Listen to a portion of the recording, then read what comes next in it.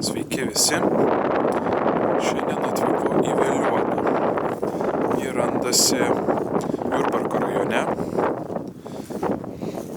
Ir mano tikslas čia yra užlipti ant vadinamojo Gedimino kapu piliakalnio. Ir dar nuvažiuosime už maždaug 2,5 km nuo čia esančių kito piliakalnio. Apie jį vėliau šiek tiek papasakosiu.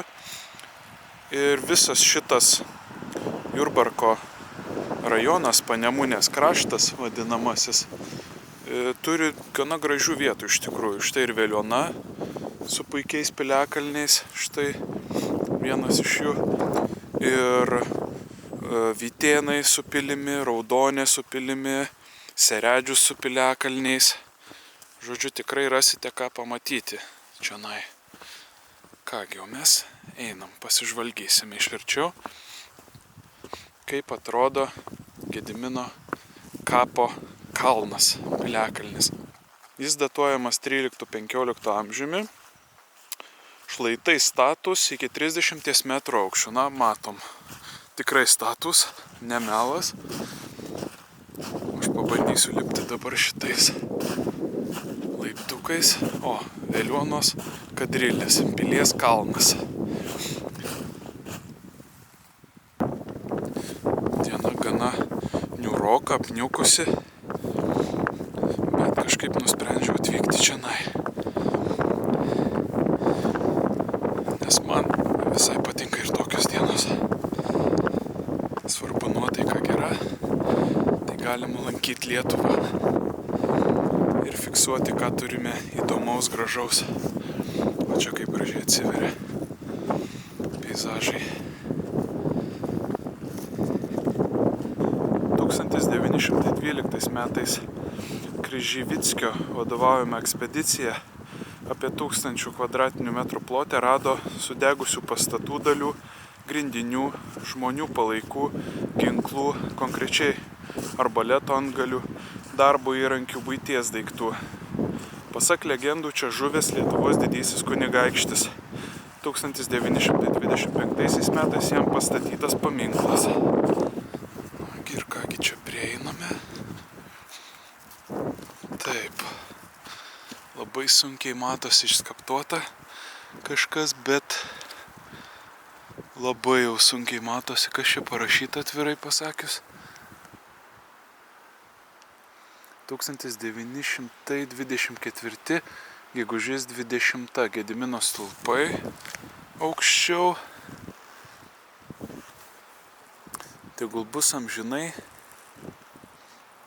sujungta Veliuona su tautos Šitla. Nelabai suprantu, kas tai yra, tiesą sakant. Ir 25 birželio 26 šioje vietoje buvo pašventintas pamatas LDK Gedimino paminklui. Štai kas čia.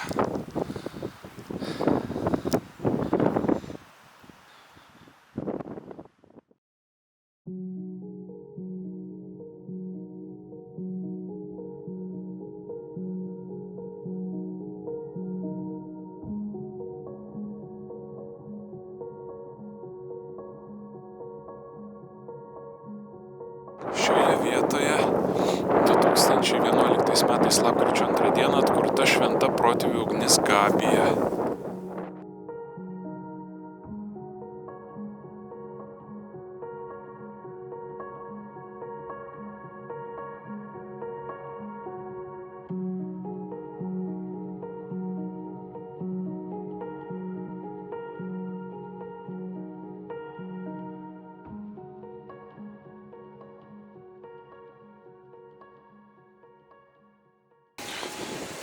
Kągi, lipame ant Gedimino kapo kalno. Va štai nuo šio nulipau piliakalniui ir užlipau dabar. Lipu tiksliau va šito.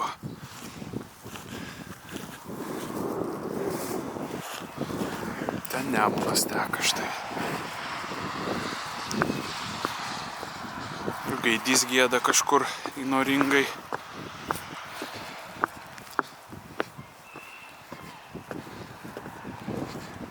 Suoleliai šaunus poilsiui. Na va, štai ir užlipom. Gediminas, didysis Lietuvos kunigaikštis. Koks mini obeliskas.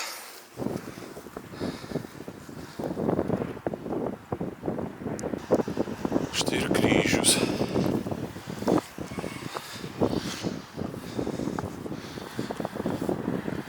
Su gražiai išskaptuoto Marijos greičiausiai atvaizdu.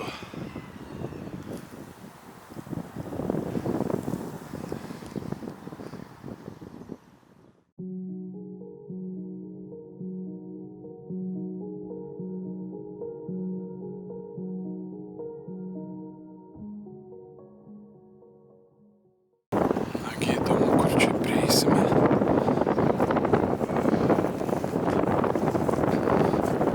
O čia yra laiptai ir iš kitos pusės. Užlipdymui. Štai. Ten upelis teka. Apačioje.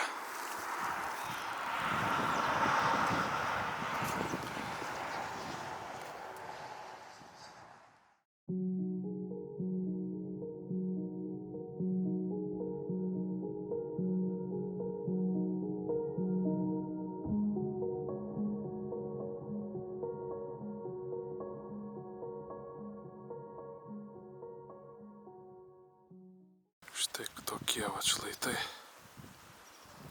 Piliakalnių Veliuonoje.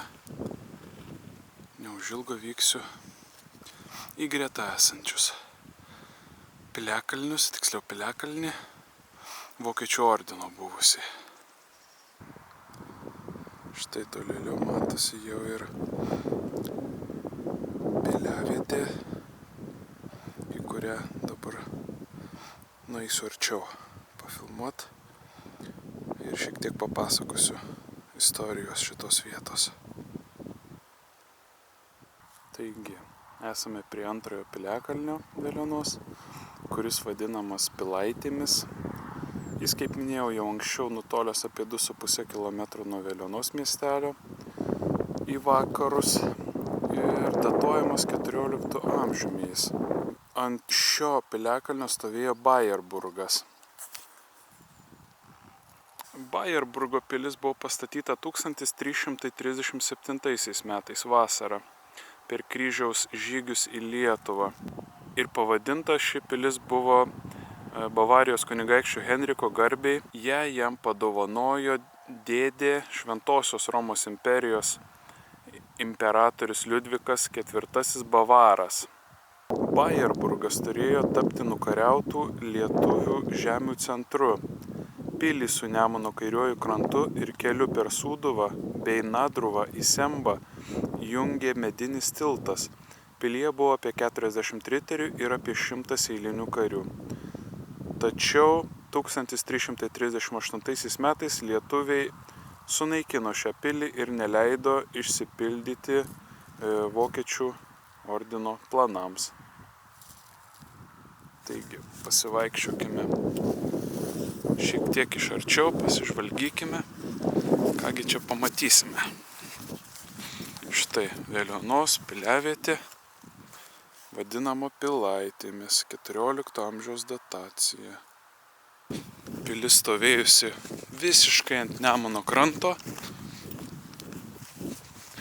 Ten tolumoje dar matosi netgi Veliuonos bažnyčios dabartinis bokštas.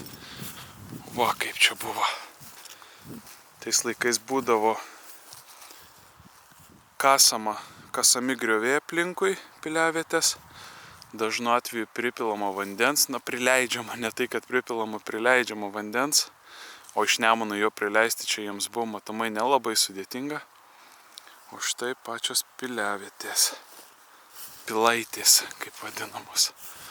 Nagi ir užsikabarosiu ant jų, pasižiūrėsim. O štai, o kaip gražiai 3 gulbės plaukia.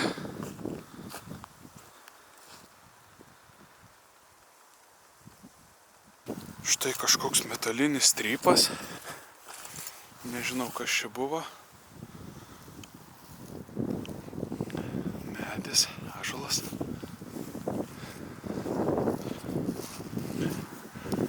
Nemunas. Ramus įtmiegantis. Kitoje pusėje žvejų greičiausiai automobilis. Žvejams blogo oro nėra. Jie mėgsta mūsų didžiausią upę. Einam ant kito Pilaitės kalniuko.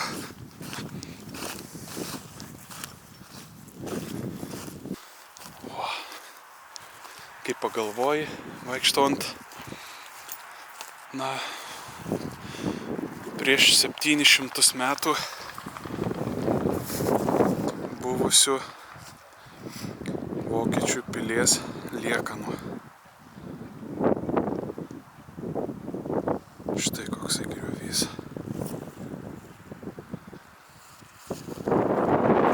Čia pasak šaltinių istorinių buvo apsistoję apie 40 riterių, kaip minėjau, ir apie 100 paprastų karių.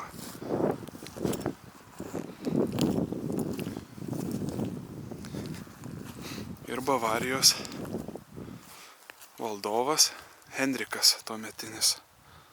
O ten dar didesnis kitoje Nemuno pusėje gulbių susirinkimas. Net ir tokiu vėsiu oru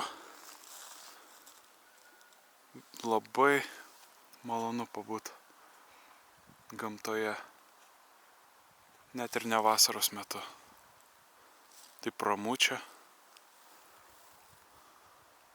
Galima štai prisėsti, turint termosiuką, sumuštinių, papietauti ir vykti toliau, apžiūrėti kitų įdomių vietų Lietuvoje.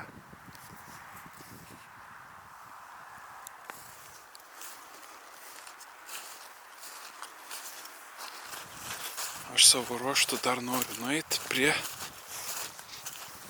šitos Lietuvos istorinės Vytauto vėliavos, prie Vyčio. Štai kokia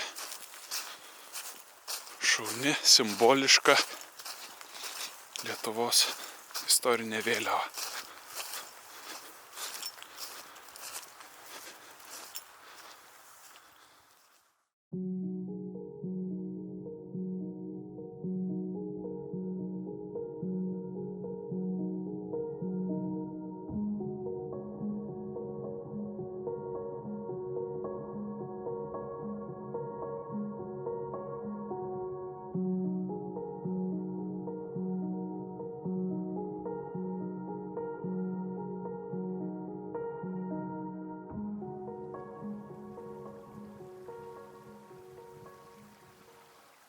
Štai čia kažkur, manau, ir buvo tiltas ties šita vieta, medinis.